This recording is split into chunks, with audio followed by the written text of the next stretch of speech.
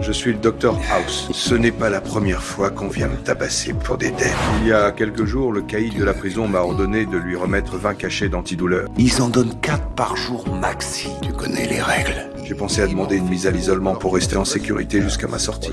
Oh, oui, tu peux éventuellement. Mais ensuite, tu sortiras. J'ai des potes à l'extérieur. J'étais terrorisé, mais je n'étais pas sans plan. J'ai échangé avec un co-détenu pour obtenir un outil essentiel, un chewing-gum. Et par précaution, je lui ai aussi demandé son stylo, celui qui ne lâche jamais. C'est le plan B.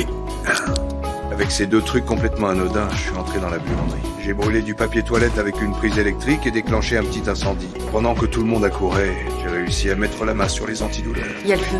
House, on peut pas rester ici. Venez. Mais au moment où je croyais tout contrôler, un détenu s'est écroulé devant moi, en détresse respiratoire. Tu fais un choc anaphylactique. Surveillant! Je me suis souvenu du stylo, celui qui cachait une lame. Après avoir incisé sa trachée, j'ai précipité la lame dans les toilettes. Ah, laissez-le. Il fait une réaction allergique, il peut plus respirer. Allongez-vous sur le sol, les mains derrière la tête. Alvarez, regardez ce que je fais, c'est une trachéotomie, vous savez très bien que je suis médecin. Le détenu a retrouvé son souffle, mais je savais que ce répit ne durerait pas.